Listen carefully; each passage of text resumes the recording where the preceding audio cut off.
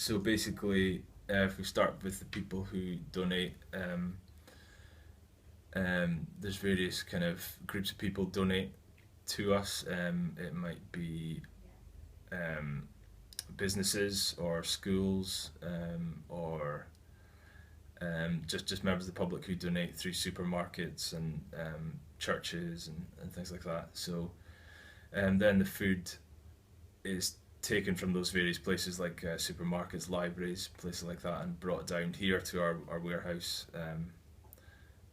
and sorted, and stored in our warehouse, and then it's sent out to our food bank centres. We've got six centres across the city. So those centres are open kind of like once or twice a week for about 2 hours at a time, and people can go there to get the food. But to get the food, they need to be issued with a food bank voucher, which is issued by some various agencies who are our partner agencies, who will assess people who come to them as to whether they are actually in need of the voucher, and then they can take the voucher to the food bank centres and exchange that for allocation of food, depending on whether they're claiming for one person or a couple or a family with one child, or three children. Or so it's obviously the parcels are dependent on the number of people claiming. So our database that we use, our vouchers kind of give tick boxes so that people can say what the reason why they're claiming. So the main reason is to do with benefits, to do with benefit delays or changes.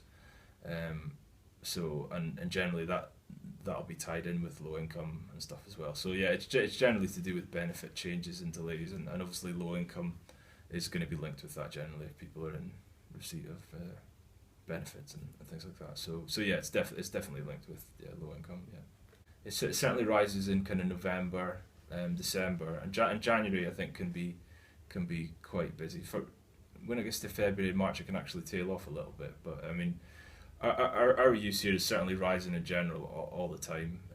We did our sixth centre in St Mellons. We opened just in February last year, so we're kind of expanding and all the time really, and our use is going up all the time. So yeah, our uses in general is increasing, and yeah, certainly December and November are very busy months.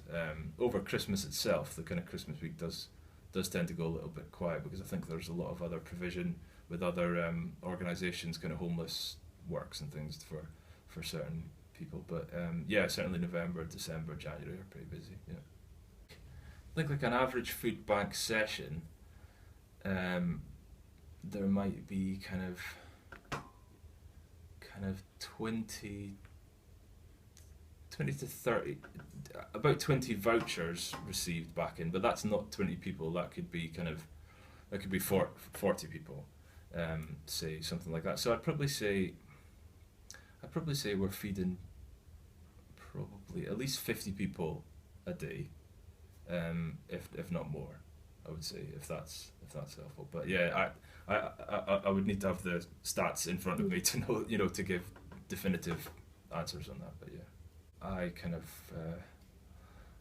we don't like to kind of get into the politics of it too much and kind of come down on any particular side on that. But yeah, I mean, in a sense, you would think that this shouldn't have to happen. That we shouldn't really need to do this in a way. Because people should have enough. So I think the government definitely needs to look at it, to work out why this is happening, why people need this. But yeah, I don't really know what the answer is. I'm sure they're kind of trying to think what to do, but if it's not working, they might need to rethink it. So yeah, I'm sure they could do more and rethink what they're doing, so that this doesn't have to happen.